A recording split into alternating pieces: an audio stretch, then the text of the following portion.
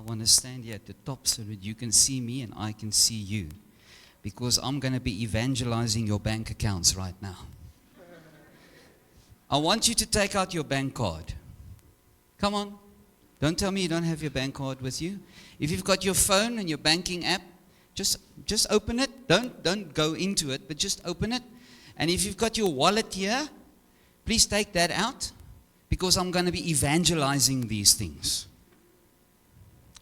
A lot of nervous laughter this morning. My goodness. Okay. Pastor Mike was sharing about relationship. Who of you have a relationship with God? Can I just see your hands? Nothing to be afraid of. The rest of you, if you're still thinking about it, we will help you. We'll send you to Piet. He will evangelize you. Or just talk to a friend after coffee, or with coffee. But I want to get a little bit serious this morning about the blessing of generous giving. You've often heard, and Pastor Mike has said it, we don't talk about tithing in this church. We talk about giving. And giving is not just this little piece of plastic. It's also you. But what we've come to realize, that this piece of plastic is actually you. Come on, let's be serious. Where your treasure is, there your heart will be. So the question I want to ask us this morning, where is our treasure? Is our treasure with God and the fact that we have a relationship with Him? We sang it this morning. We sang it, you called my name and I ran out of the grave. And some of our wallets are still in the grave.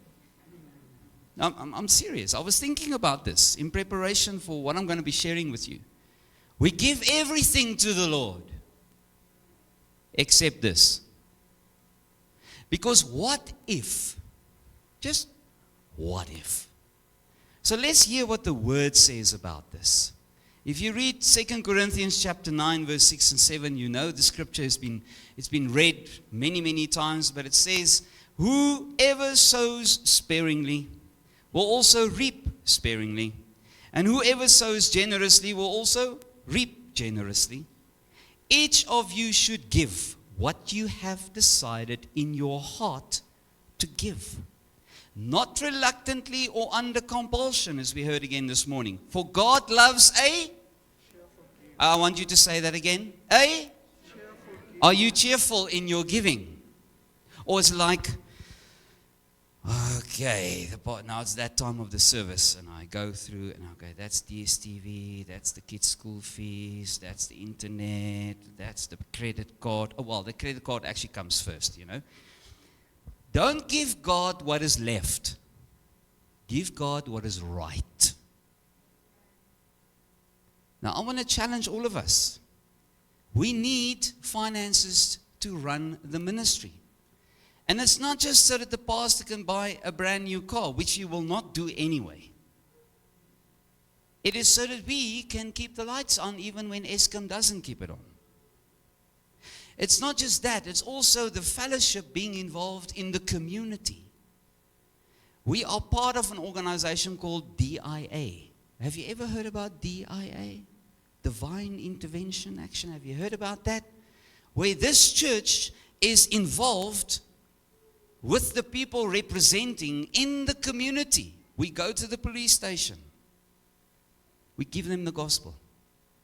We go to the street people on a Saturday morning as part of another ministry, and I did that on Saturday morning where we served them with food and the gospel. We started making up care parcels to give to our own people within our church who is going through some difficult times. We did it in COVID. Then we have insurance. How much do you think insurance is? Can I tell you? Because I know, because I'm the treasurer of this assembly at the moment, 6,000 Rand a month is just insurance. So that we can make sure that all the equipment and all the stuff that are in here is safe in case somebody wants to come and do some shopping. Because that happens. So there are a lot of things. Our electricity bill, the water bill, all of these stuff. And then we still need to look after our pastoral couple because that's scriptural. If you go and read Galatians, it says, those who get taught the word of God must pay their teachers well. you don't believe me, go and read the scripture. So why am I saying this? I'm not saying this to convince you or to make sure that you are convicted now and now you're going to empty your bank account. No. But if you and I are saying we have a relationship with God, it needs to show somehow. When you have a relationship with your husband and your wife, how do they know it? Because 35 years ago you said, I do, and that stays in power until you decide not anymore. Is that how it works? No. A relationship takes work every single day. Ask me, I've been married a long time. Doesn't look like it, but I have. So, what is it that you and I do with our relationship with God? Is it a Sunday relationship, or is it truly a everyday relationship when it comes to our finances? When you draw up your budget, what do you pay first? Maybe that's the idol in your life. Because everything that takes preference above your relationship with God is an idol. Amen? So some of us, our credit cards become an idol because that's the thing that we have to pay first. And we haven't even given because we have a relationship with God who has paid the price, who called us out of darkness into marvelous light so that I can now have a relationship with Him. So when I meet someone, what they get from me is not me, they get God. I am infecting other people with God. So in our giving, as we are good stewards and we're looking after our finances, I want to really challenge all of us this morning. Pastor Mike, I've showed him the income, and we've been on a little bit of a downward motion. And then last month last month was downward anyway. But it's not about that. I want to give God the glory that everything that you see in this church is paid for. We don't owe a cent on the property. We don't owe a cent to anyone except for our solar system, which has been financed. But because we have been good stewards of what God has entrusted the fellowship with, God has blessed us. And this is the challenge for each and every single one of us. If you really want to be blessed, and it's got nothing to do, we're going to pray over your credit card and your checkbooks and all, and you're going to get 100-fold, and we are not that kind of church. Sorry for you.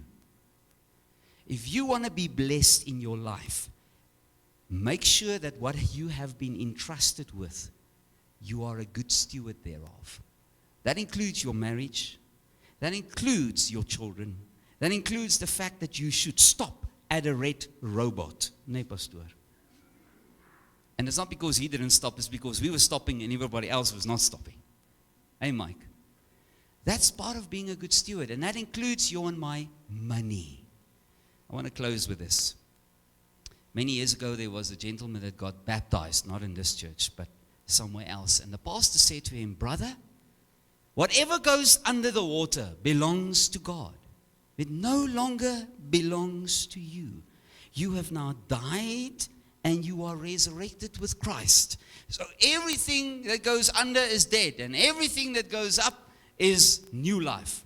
So he said, yes, pastor. And as he went into the water, and the pastor went him and took him down into the water, the next moment his hand came out and he had his wallet in his hand, because he's not willing to let that die and give it to God. So if you and I are those people, there's two words I want to say to you. You can write this down. Stop it.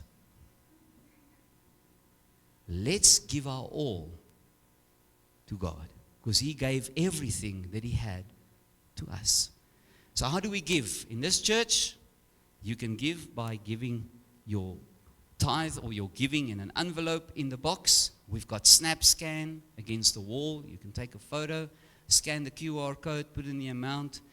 Or you can do an electronic funds transfer, an EFT into the bank account. If you don't know the bank account number, it's on our newsletter. Newsletters are in the front.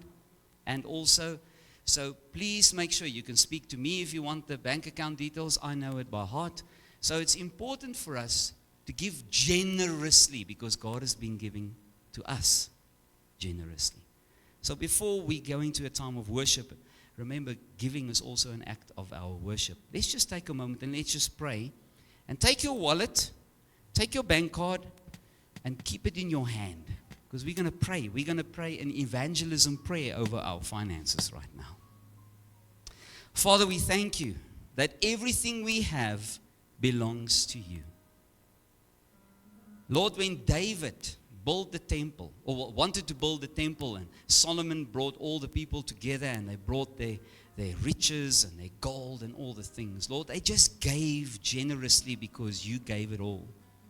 Because everything that we have, Lord, belongs to you. So we just have an opportunity to give a little bit back to you as an act of gratitude, as an act of worship, just to say thank you. So Lord, this morning we pray over our finances. And maybe some of us haven't done it.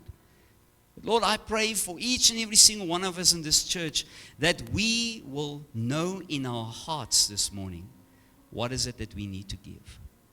And Father, we ask for forgiveness for the times where we just gave because the pastor said, or somebody said, it's time to give.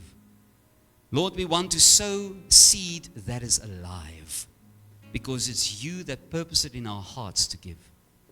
I pray, Lord, that our hearts will be opened. And maybe you are going to challenge us in this because you want to know where our hearts is. Our hearts should be with you. And Father, thank you that we can give it to you. We can give you our finances right now. We give you our savings accounts, our bank accounts, our check accounts, our transmissions accounts, and lo and behold, Lord, our credit card accounts that are maybe not such a good thing. Father, we thank you that we can give it all to you. We pray, Lord, that we will give as an act of worship, that you will bless this giving because it's been given with the right heart attitude, because that's what you're looking for. You're looking at our hearts because that's where it all matters.